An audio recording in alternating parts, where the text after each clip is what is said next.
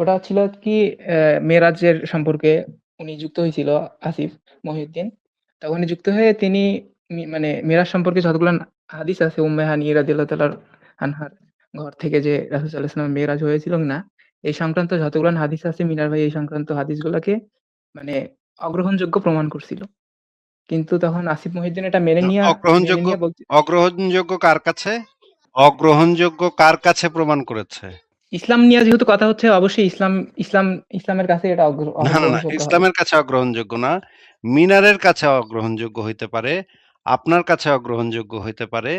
কিন্তু ইসলামে তো এটা অগ্রহণযোগ্য না। আচ্ছা ভাই তাহলে দেখান তো একটু কোন হাদিসটা গ্রহণযোগ্য? কোন হাদিসটা গ্রহণযোগ্য মানে এই বিষয়ে তো প্রখ্যাত সব স্কলাররা তাদের তাফসির গ্রন্থগুলাতে পরিষ্কারভাবে এই জিনিসটা বলেছে যে উম্মে আচ্ছা, হানির ঘর থেকে মেরাজ সংগঠিত হয়েছিল। এই জিনিসটা যদি প্রখ্যাত সব স্কলাররা পৃথিবীর সবচাইতে বিখ্যাত যে ইসলামিক স্কলাররা যাদের তাফসির গুলা সারা পৃথিবীতে পাঠ্যপুস্তক হিসেবে পরিগণিত, তাদের কাছে তো এই হাদিসগুলা অগ্রহণযোগ্য মনে হয় নাই দেখেই তারা তাদের গ্রন্থগুলাতে সেই বর্ণনাটা যুক্ত করেছে। তাহলে তাদের কাছে তো সেটা গ্রহণযোগ্য ছিল বলেই তো যুক্ত করেছে। গ্রহণযোগ্য না হইলে তারা কেন যুক্ত করবে? হ্যাঁ, ঠিক আছে। আচ্ছা আমি একটু উত্তর দিচ্ছি। এখন আমি আপনার কথাগুলোর ২ টা ৩ টা পয়েন্টে উত্তর দিব। মানে আপনার ইসলাম সম্পর্কে যে ন্যূনতম জ্ঞান নাই, এই বিষয়টা এখন আমি দর্শকদের কাছে উপস্থাপন করব। দেখেন। এই যে এই ১ম কথা ধরনের হচ্ছে এই যে ধরনের এই ধরনের ফাজলামি কথাবার্তা বললে থাপড়ায় তোর কানের পট্টি ফালায় দিমু। দর্শক, আপনাদের কি মনে আছে কিছুদিন আগে বাটপার আসিফ মহিউদ্দিন ইনসাইট জোনের লাইভে এসেছিল? সেই লাইভে সে দাবি করেছিল মিরাজ নাকি উম্মেহানি গাদিয়াল্লাহু আনহায়ের ঘর থেকেই হয়েছিল। কিন্তু সেখানে মুশফিকুর রহমান মিনার ভাই সহি দলিল সহ দেখিয়ে দেন উম্মেহানির ঘর থেকে মিরাজ হওয়া সংক্রান্ত যেসব বর্ণনা আছে সেগুলো সহি নয়, বরং মিথ্যা ও ভিত্তিহীন।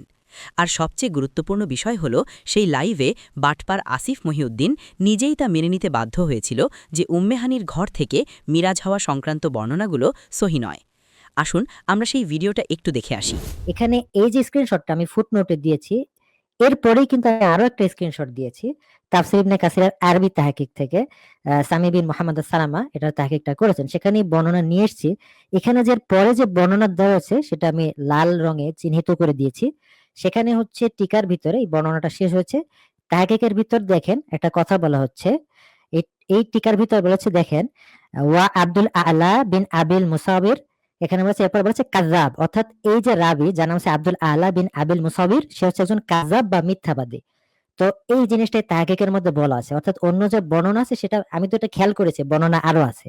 এই জন্য আমি আরবি তাফসির ইবনে কাসির থেকে তাহকিকটা নিয়ে আসছি যাতে পুরো বিষয়টা ক্লিয়ার হয়। তবে আমি যেহেতু আসিফ সাহেব একটু বিস্তারিত আমি বলেন আমি বুঝতে পারিনি ভাই, আমাকে একটু বোঝায় দেন যে এই যে কালবি যে যদি মানে মুহাদ্দিসদের থেকে বর্জিত হয়ে থাকে সেটা তো কোনো মানে ডিফারেন্স ক্রিয়েট করতেছে না, কারণ আরেকটা বর্ণনাও তো আছে হ্যাঁ, নাকি? সেই বর্ণনাটা দুর্বল। এই যে ওই বর্ণনাকারী আব্দুল আলা বিন আবিল মুসাবির হচ্ছে কাযাব। কাযাব মানে হচ্ছে মিথ্যাবাদী, মানে মিথ্যাবাদী রাবী।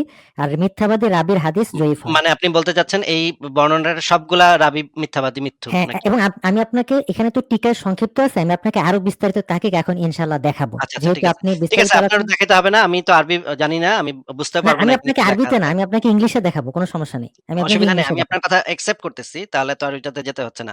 আমি বিনীত অনুরোধ করছি, আমি একটু ৫ মিনিট আমি জাস্ট ক্লিয়ার করার জন্য আমি একটু দ্রুত তাহকিকটা দেখাই, আমি বেশি টাইম নিব না। আপনি অ্যাকসেপ্ট করেছেন যে জন্য ধন্যবাদ।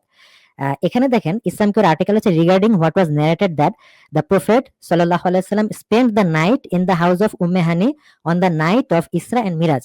মানে এই যে এই সংক্রান্ত বর্ণনা রাসূল সাল্লাল্লাহু আলাইহি ওয়াসাল্লাম উম্মে হানি রাদিয়াল্লাহু আনহার বাড়িতে মিরাজের রাতে তিনি ছিলেন, সে সম্পর্কিত যে বর্ণনাগুলো এখানে একটা একটা করে প্রত্যেকটা বর্ণনা তাকে কিন্তু দেওয়া আছে। যেমন দেখেন এখানে মুসনাদে আবি আলার যে একটা বর্ণনা সেটারও বিস্তারিত থাকে। এখানে দেখেন প্রত্যেকটা এখানে দেওয়া আছে। তাবারানির যে বর্ণনাটা এখানে দেওয়া ছিল আল মুজাবুল কাবিরও আছে, on the authority of Abdul Ala bin Abil Musabir who said, I heard Ikrima say Umm Hani bint Abu Talib রাদিয়াল্লাহু আনহা told me the messenger of Allah sallallahu alaihi wasallam stayed with me on the night of Isra. He mentioned the story how he was taken on the Isra. এরপরে এখানে কি দেওয়া আছে দেখেন, it's chain of transmission is flood, মানে এর যে সনদ তার ভিতরে ত্রুটি আছে। এখানে আলোচনা করছে যে এটা তো প্রথমত সহি না, দ্বিতীয়ত এটা হচ্ছে সহি ভাবে যেটা প্রমাণিত সেটার সাথে এটা কন্ট্রাডিক্ট করে, দ্যাটস হোয়াই এটা মিথ্যা। আমি এটা আসতেছিলাম। আচ্ছা, আপনি ঠিক যদি আছে, আমি আমাকে বুঝতে পেরেছি আপনার পয়েন্ট, আমি বুঝতে পেরেছি। আচ্ছা, ১ম কথা হচ্ছে যে কোন তাফসীর গ্রন্থে কোন কিছু আসলে সেটা গ্রহণযোগ্য হয়ে যায় না। এটা হচ্ছে ১ম কথা। না, না, না, আর গ্রহণযোগ্য না হইলে সেই তাফসীর কারক সেই জিনিসটাকে ইনক্লুড করবে কেন? এটা হচ্ছে ওই তাফসীর গ্রন্থের কিছু উসুল আছে। এখন কথা তাফসীর হচ্ছে যে গ্রন্থের উসুল একাডেমিক আমার ওয়েতে পড়া যদি আছে, তাফসীর গ্রন্থের উসুল আমার পড়া আছে। ইবনে আপনি কাসিরের বলেন তো একটু ভাই তাফসীরে তাফসীর কথা কোন ক্ষেত্রে তাফসীর কথার নেওয়া হয়? মাঝখানে কথা না, কথার মাঝখানে কথা না। ইবনে কাসির যে তাফসীর করেছে সেই তাফসীরে পরিষ্কারভাবে ইবনে কাসির যেই বিষয়গুলা গ্রহণযোগ্য না সেখানে উল্লেখ করে দিয়েছে। সেখানে উল্লেখ করে দিয়েছে যে এই অংশটুকু গ্রহণযোগ্য না, বা এই বর্ণনাটার ভিতরে দুর্বলতা আছে, বা এই বর্ণনাটা সহি না, বা এই বর্ণনাটা জাল। এই জিনিসগুলা ইবনে কাসির থেকে শুরু করে প্রখ্যাত যে তাফসীর গ্রন্থগুলা সেই তাফসীর গ্রন্থগুলাতে এই জিনিসটা পরিষ্কারভাবে দেয়া থাকে। একমাত্র তাবারির যে তাফসীর সেই তাবারির তাফসীরে এই জিনিসটা আছে যে তাবারি লিখেছে যে আমি হাতের কাছে যা হিস্ট্রি অফ তাবারিতে এবং তাফসিরে তাবারিতে এই জিনিসটা পরিষ্কারভাবে বলা আছে যে আমি হাতের কাছে যা পেয়েছি সবকিছু ইনক্লুড করেছি। কিন্তু তাবারির পরে যেই তাফসির গ্রন্থগুলা লেখা হয়েছে যেগুলা সারা পৃথিবীতে বিখ্যাত, সেই তাফসির গ্রন্থগুলা তাবারির গ্রন্থ থেকে যেই জিনিসগুলা তারা সঠিক মনে করেছে, যে জিনিসগুলা তারা শুদ্ধ মনে করেছে, এই জিনিসগুলোর ভিতরে কোনো প্রবলেম নাই বলে মনে করেছে, শুধুমাত্র সেই জিনিসগুলাই তারা গ্রহণ করে। আপনি যে বললেন যে ইবনে কাসিরের তাফসিরের ভিতরে বিভিন্ন ধরনের জিনিস আছে যেগুলা হচ্ছে গিয়ে ইবনে কাসির নিজেই সঠিক মনে করে নাই কিন্তু হুদাহুদি রাইখা দিছে। এবং কিছু লেখেও নাই এটার নিচে যে এটা সঠিক না। এই রকমের কয়টা আছে, কয়েকটা উদাহরণ দেখান আমাদেরকে। আপনি বলছেন যে মানে ইবনে কাসির রাহিমাহুল্লাহ যেই বর্ণনাগুলো আনছে, উনি যদি এগুলো সঠিক না মনে করতো তাহলে কি আনতো কিনা? হ্যাঁ, এবং আপনি ইব বলেছেন যে সঠিক না এরকম বর্ণনাও নাকি ইবনে কাসির এনেছেন। কিন্তু হ্যাঁ, নিচে হ্যাঁ, লিখে দেন নাই। আমি যুক্তি দিচ্ছি আপনাকে এবং প্রমাণ সহকারে আপনাকে হ্যাঁ, আপনি মানে আমাদেরকে বুঝাই সেটা দিচ্ছি। একটু দেখান আগে, সেটা একটু দেখান। হ্যাঁ, ইবনে কাসিরের মধ্যে এটা সঠিক কথা যে ইবনে কাসির রাহিমাহুল্লাহ যখন কোনো বর্ণনা আনেন, যদি কোনো বর্ণনা উনার কাছে প্রমাণ থাকে যে এটা দুর্বল, তাহলে তিনি এই বর্ণনাটার উল্লেখ করে দেন যে এই বর্ণনাটার মধ্যে এই রাবী আছে, এই রাবীর মধ্যে দুর্বলতা আছে কিংবা এই রাবীটা মাতরুক। এই বিষয়টা উনি উল্লেখ করে দেন। কিন্তু এমন অনেক বর্ণনা আছে যেগুলোর কাছে উনার কাছে প্রমাণ ছিল না। উনি জাস্ট বর্ণনা করছে, উনার এটা দায়িত্ব যে কোনো কিছু উনার কাছে যেটা থাকবে, উনি সেটা বর্ণনা করবে। যেটা জাকারিয়া স্যার বলল যে কিন্তু মানে কোনো কিন্তু কিতাবের মধ্যে ওনার যখন কোনো উনি বর্ণনা যদি আসে, ভাই কথার ওয়েট, মাঝখানে ওয়েট, কথা ওয়েট, বললি না, ওয়েট, দাঁড়ান ওয়েট, শেষ ওয়েট করতে ভাই, দেন। আবার আমার তো প্রশ্ন আছে। অবশ্যই কথার মাঝখানে কথা বলবো। ওই যেই বর্ণনাটা ইবনে কাসির সঠিক মনে করছে শুধু সেইগুলাই তো ইবনে কাসির রাখছে। নাকি ইবনে কাসির জাল মনে করার পরেও, ইবনে কাসির যদি জাল মনে করছে তারপরেও কি ইবনে কাসির রাখছে সেইটা আমি জানতে চেয়েছি। আচ্ছা, ঠিক আছে, আমি ওটাই বলতেছি আপনাকে। ইবনে কাসির রাহিমাহুল্লাহ ওটা সঠিক মনে করছে, মানে চেইনটা সহি কিনা এইটার উপর ডিপেন্ড করে উনি ওই বর্ণনাটা আনে নাই। উনি উনার কাছে দায়িত্ব ছিল যে এই বর্ণনাটা উনি ওনার এই তাফসীরের মধ্যে জিনিসটা পৌঁছায় দিবেন। রেফারেন্স সহকারে দেখান, রেফারেন্স ওই তো সহকারে ওটাই দেখান। বলল, জাকারিয়া স্যার তো ওটাই বলল। না, না, রেফারেন্স সহকারে এই জিনিসটা দেখান যে এই জিনিসটা আপনি বললেন যে উনি হ্যাঁ, সহকারে সবকিছু আনছে সেটা একটু দেখান। ইবনে কাসির কোথায় বলছে যে আমি এমনি সবকিছু আনছি। এই রকমের কোথায় লিখছে ইবনে কাসির সেটা একটু বের করে সবকিছু দেখান। আনছি তো আমি বলি নাই। আমি জাস্ট আমি কি বলছি আদৌ কি বুঝছেন? আপনি বলেন তো দেখি কি বলছি আমি? ফারাজ ভাই উনি কি বলল? এই লোক কি বলল একটু আরে আপনি ফারাজরে তো শুনছেন? জিজ্ঞাসা করিনি। আরে চুপ থাক! বান্দর কোথাকার! চুপ থাক! তোরে কথা বলেন। বলতে বলছি মাঝখানে। বান্দর কোথাকার! ফারাজ ভাই কি বলল সে একটু বলেন তো? আসিফ ভাই, আমি যতদূর শুনলাম উনি বললো যে ইবনে কাসির যেটাকে সঠিক মনে করছেন ওটাও আনছেন, যেটাকে মানে সহি মনে করেন নাই ওইটাও আনছেন ডকুমেন্টেশনের জন্য, আচ্ছা। এরকম কিছু তাহলে একটা বলেছেন। তাহলে এই রেফারেন্সটা ইবনে কাসিরের গ্রন্থ থেকে দেখাইতে হবে যে যেটাকে আমি সহি মনে করি নাই এটাও আমি মানে কোনো ধরনের কোনো ডকুমেন্টেশনের নোট জন্য নিয়ে ছাড়াই, আসছি। কোনো নোট ছাড়াই আমি দিয়ে দিচ্ছি। এটা আপনি বের করে দেখান ইবনে কাসির থেকে। এটা তো ভাই বের করে দেখানোর কিছু নেই। এটা তো জাস্ট একটা বেসিক নলেজ আমি ভাই। এটা তো হাদিসের একটা এইটাই বেসিক জানতে নলেজ। চাচ্ছি। এই যে এই আচ্ছা, ইবনে না কাসিরের উনি সম্পর্কে যে আসিফ ভাই আপনার কথাটা কাছে যে বলছেন, জানতে চাচ্ছে, আসিফ ভাই জানতে চাচ্ছে যে আপনি যে ক্লেমটা করলেন, আপনার কাছে যেটা বেসিক নলেজ, নলেজটা তো কোথাও না কোথাও থেকে তো আপনি তো নিশ্চয়ই গ্রহণ করেছেন। হ্যাঁ, হ্যাঁ। আপনি বলতে চাচ্ছেন যে ইবনে কাসির ডকুমেন্টেশনের জন্য সহি এবং নন সহি সকল বর্ণনা নিয়ে আসছেন ডকুমেন্টেশনের জন্য বা যেটার জন্যই হোক। এই জিনিসটাই যে আপনি কোথা থেকে জানলেন ওইটার রেফারেন্সটাই আসিফ ভাই চাচ্ছে। আচ্ছা, আমি ইবনে আপনাকে ইবনে আসিফ হাজার ভাই থেকে দিলে হবে যে না? কি দিতে যাচ্ছেন কাসির একটু নিয়ে বলেন তো ভাই। আলোচনা দাঁড়ান হচ্ছে। আসিফ ভাই একটা সেকেন্ড। কি দিতে যাচ্ছেন আপনি? কিসের রেফারেন্স দিতে যাচ্ছেন? আমি ওই রেফারেন্সটাই দিতে চাচ্ছি যে মানে যারা আর কি কোনো ন্যারেশন কোট করে তারা এই জন্য মানে ন্যারেশনটা যদি দুর্বল হয় তারা এই জন্য এটা কোট করে না যে ওনার কাছে ওটা সঠিক, উনি জাস্ট ডকুমেন্ট করার জন্য বিষয়টা নিয়ে আসে, ওনার কাছে দায়বদ্ধ থাকে যে ইবনে রাসূলের কাসির বর্ণনা ভাই, যার ওটা ভাই, ওনার কাছে যেটা ভাই, আছে একটু সেটা একটু সঠিক হোক একটু বা ভুল হোক আমরা সেটা উনি পৌঁছায় আমরা দেন। আরেকটু ক্লিয়ার হই, আমরা আরেকটু ক্লিয়ার হই। যেটা আপনি বললেন একটু আগে যে ইবনে কাসির তার তাফসির গ্রন্থ লেখার সময় সকল ধরনের রেফারেন্স নিয়ে আসছেন, সহি হোক বা জাল হোক বা দইফ হোক দুর্বল হোক, সকল ধরনের রেফারেন্স নিয়ে আসছেন শুধুমাত্র ডকুমেন্টেশনের জন্য, এবং নিচে কোনো নোটও দেন নাই যে এটা এই বর্ণনাটা জাল। আপনার এই ক্লেমটা আপনি কোথা থেকে পড়েছেন শুধুমাত্র অতটুকুর রেফারেন্সটাই আমরা চাচ্ছি, অতটুকুরই ডকুমেন্টেশন আপনি চাচ্ছি যে এটা আপনি কোথা থেকে পড়েছেন, কোথা থেকে জেনেছেন। আচ্ছা ঠিক আছে। এইটুক আপনি দেখাতে পারলে নিজে আমি থেকে হার মেনে যাবো ফারাজ ভাই, এইটুকুই কোথা থেকে দেখাতে পারবো না। আচ্ছা আমরা ঠিক আছে, আমি আমরা দেখাচ্ছি আমি এটাই জানতে আপনাদেরকে। চাচ্ছি। ইবনে কাসির তার তাফসির গ্রন্থ সম্পর্কে বইলা দিছে যে আমি আমার এই তাফসির গ্রন্থটা লিখতেছি, এটার ভিতরে যা পাইছি আমি ডকুমেন্টেশনের জন্য সবই আমি ঢুকাই দিছি তাফসির গ্রন্থে, এবং নোটও দেই নেই যে এটা জাল নাকি জয়ীফ, এই নোট টোট না দিয়ে আমি সবই যা পাইছি ডকুমেন্টেশনের জন্য সব ঢুকাই দিছি এটার ভিতরে। এই রকমের কথা যদি ইবনে কাসির বইলা থাকে তাহলে তো বিরাট একটা ঘটনা ঘটবে, এটা একটা বিস্ফোরণ ঘটবে। আমরা সেই রেফারেন্সটা দেখতে যাচ্ছি ইবনে কাসিরের লেখা থেকে, অন্য কোনো মানুষের লেখা থেকে না। হ্যাঁ, বুঝতে পারছেন কি রেফারেন্স চাচ্ছি? আচ্ছা আমি বলতেছি, ইবনে কাসির রাহিমাহুল্লাহর আমার একটা কোটেশন সেটা মনে আছে, আমি ওটা বলি। কোন যেটা হচ্ছে বই উনি থেকে? ওনার বইয়ের নাম কি? না, না, আপনার মনে, মনে আমিও তো ইবনে কাসিরের রেফারেন্স বানাইতে পারি যে মাও সেতুং নামে যে সুনাহাগা বলদটা যুক্ত হবে সেটা একটা খাস বলদের ভাই বাচ্চা গালি বলদ। দিচ্ছেন কেন? ভাই গালি হ্যাঁ? দিচ্ছেন কেন আপনি? আমি যদি ইবনে কাসিরের বরাত দিয়ে এই রেফারেন্সটা দেই, এটা তো গ্রহণযোগ্য কোনো রেফারেন্স হবে না। সে কোন বই থেকে বলতেছেন এইজন্য বলতেছি যে সেই বইয়ের নামটা আচ্ছা আগে আমি বলেন। একটা বইয়ের নাম বলি আপনাকে, ঠিক আছে? এই যে তাহকিক এই ইবনে যে ইবনে কাসির, এটা এই বইয়ের যে নাম শুনছেন এইখানে আপনি? এইখানে এই লিংকটা শেয়ার করেন, আমরা একটু স্ক্রিনে শেয়ার দিচ্ছি। তাহকিক ইবনে কাসির, তাফসির ইবনে কাসিরের তাহকিক আরবিতে যেটা আছে ওটার নাম শুনছেন আপনি? এইখানে লিংকটা শেয়ার দেন, আমরা স্ক্রিনে শেয়ার দিচ্ছি, আচ্ছা তারপর আমি আমরা লিংকটা রেফারেন্স। শেয়ার দিচ্ছি। আমি কিছু কথা বলি যে ওই তাহকিকের কিতাবটার মধ্যে ইবনে ওই কাসির রাহিমাহুল্লাহ। তাকিকের কিতাবের ভিতরে ইবনে আমরা কাসির বলছে যে আমি রেফারেন্সটা দেখার পরে যা তারপর পাইছি। আলোচনাটা করি। আপনি আগে রেফারেন্সটা দেন, তারপর রেফারেন্সটা আচ্ছা দেখে ঠিক আছে, আমি আলোচনা আমি তার করতেছি আগে একটা বাকিটা। ছোট কথা বলি। মানে ওখানে আর কোনো ইবনে কিন্তু কথা না, কাসির আর কোনো রাহিমাহুল্লাহ। ছোট বড় কথা শুনতে আরে চাচ্ছি না। কথার আর কোনো মাঝখানে কথা বলতে আর কোনো ছোট বড় আর কোনো মোটেও ছোট শুনতে বড় কোনো কথাই শুনতে চাচ্ছি না।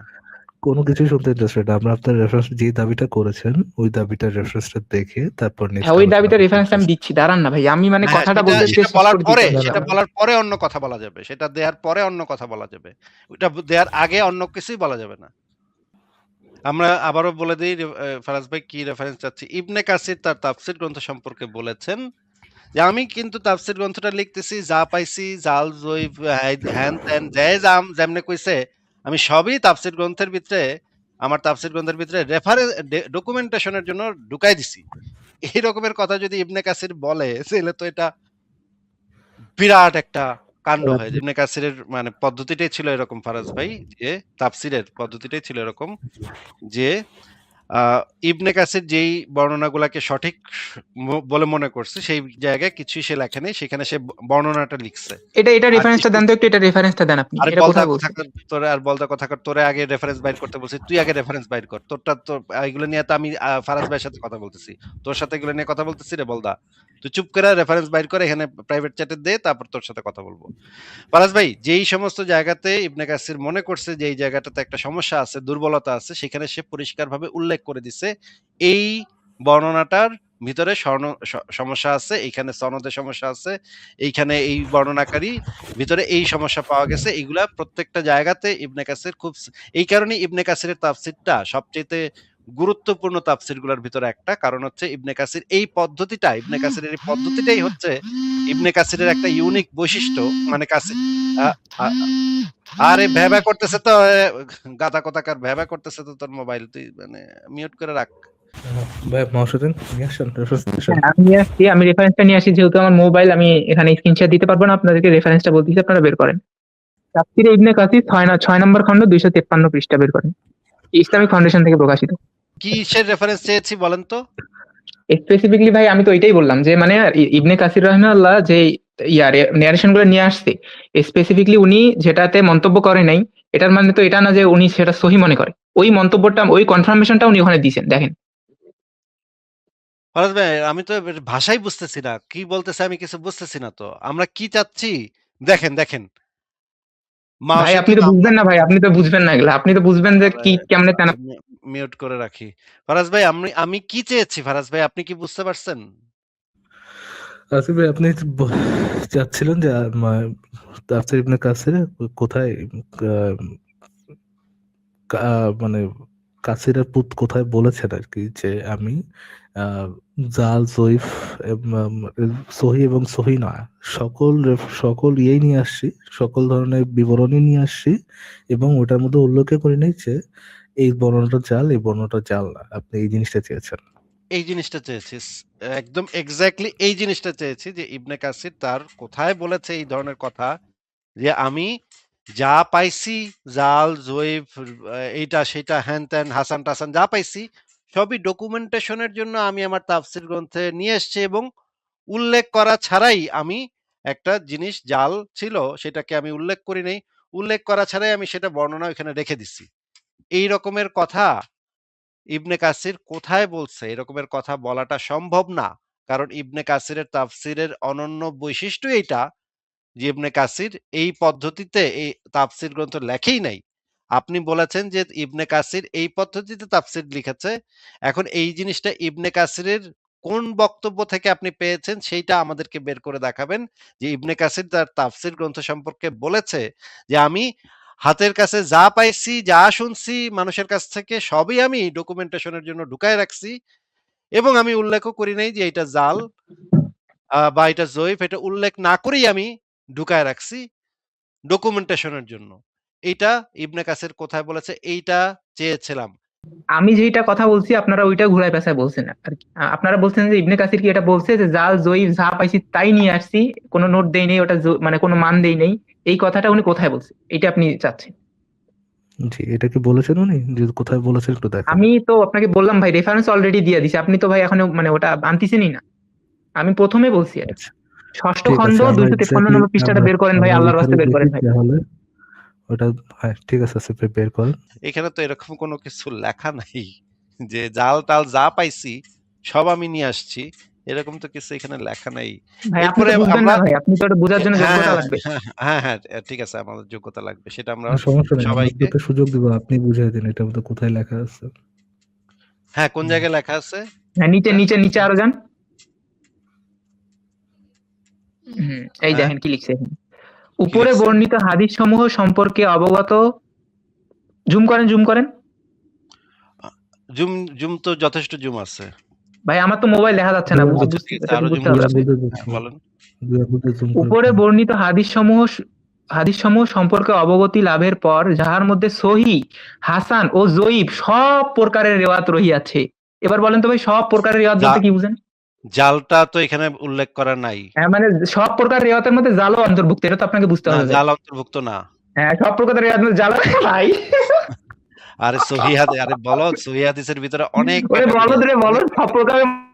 আরে বলদা কোথাকার, সহি হাদিসের ভিতরে ক্যাটাগরি আছে অনেকগুলা, হাসানের ভিতরে ক্যাটাগরি আছে অনেকগুলা, জয়ীফ হাদিসের ভিতরে ক্যাটাগরি আছে অনেকগুলা।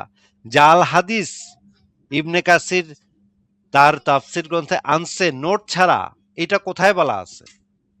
সর্বপ্রকার রেওয়াত বলতে কি বোঝানো হয় এটা আপনি জানেন না সর্বপ্রকার রেওয়ায়াতের ভিতরে জাল হাদিস পড়ে না। ভাই। ওরে ভাই, তাহলে রেওয়াত জাল হাদিস কোন রেওয়াতের মধ্যে পড়ে ভাই কোন? জাল হাদিস যে সে তার তাফসির গ্রন্থে আনছে সেটা বের করে দেখান যে জাল হাদিসও আমি ডকুমেন্টেশনের জন্য নিয়ে আসছি, জাল টাল যা পাইছি হাতের সামনে সব আমি নিয়ে আসছি। এইটা ইবনে কাসির কোথায় তার তাফসির গ্রন্থ সম্পর্কে বলছে যে জাল টাল যা আছে আমি নোট ছাড়া সব নিয়ে আসছি, নোট দেই নেই যে এটা জাল হাদিস কিন্তু আমি সেটা নিয়ে আসছি শুধুমাত্র ডকুমেন্টেশনের জন্য। এইটা ইবনে কাসির কোথায় বলছে সেটা বেটা ছাগল সেটা বের করে দেখা। ভাই আপনি আমাকে বলেন তো রেওয়াত মানে কি? আরে বলো জাল হাদিস ইবনে কাসির বলছে যে আমি জাল টাল যা পাইছি হাতের কাছে ওরে সব আমি বলদ রে বলদ, রেওয়াত। এই যে না আর না ফারাজ ভাই। দেখলেন তো দর্শক, যুক্তি, তথ্য, প্রমাণের নামে আসিফ মহিউদ্দিন কী ধরনের বাটপাড়ির ব্যবসা খুলে বসেছে। তার দাবি ছিল তাফসিরে ইবনে কাসিরে যদি কোনো বর্ণনা জাল, জয়ীফ বা হাসান হয়, তাহলে সেই বর্ণনার নিচেই নাকি স্পষ্টভাবে তাহকিক উল্লেখ করা থাকে। আর তাই তাফসিরে ইবনে কাসিরে যেসব বর্ণনা শেষে তাহকিক উল্লেখ নেই, সেগুলো নাকি সবই সহি। এই দাবির উপর ভর করেই সে মাও সেতুং ভাইয়ের কাছে চ্যালেঞ্জ ছুড়ে দিয়েছিল তাফসিরে ইবনে কাসির থেকে এমন কোনো রেফারেন্স দেখাতে যেখানে ইবনে কাসির নিজেই স্পষ্টভাবে বলেছেন যে তিনি জাল, জয়ীফ বা হাসান বর্ণনাও উল্লেখ করেছেন। মাও সেতুং ভাই ঠিক তাফসিরে ইবনে কাসির থেকেই সরাসরি দেখালেন, যেখানে ইবনে কাসির নিজেই স্পষ্টভাবে লিখেছেন উপরে বর্ণিত হাদিসসমূহে সহি, হাসান এবং জয়ীফ সব প্রকার রেওয়ায়েতি হয়েছে। এই রেফারেন্স সামনে আসতেই শুরু হয়ে গেল আসিফ মহিউদ্দিনের তেনাবাজি, আর পুরো লাইভ জুড়ে চলল ব্যক্তিগত আক্রমণ, কটুকথা আর গালাগালি। এই কি নাস্তিকদের তথাকথিত যুক্তি, তথ্য আর প্রমাণ?